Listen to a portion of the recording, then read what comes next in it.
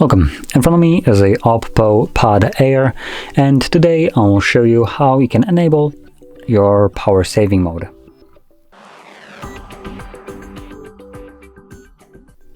So to get started, let's pull down our notifications by swiping down and then simply find the power saving mode. For me, it is right over here, so pretty easy to find.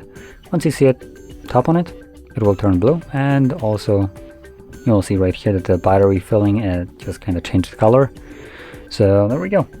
Now if you encounter some kind of delays in receiving notifications from applications like Facebook, Messenger, Instagram, and so on, or maybe mail fetching, then this is usually caused by the power saving mode. And obviously to fix it, you just turn it off.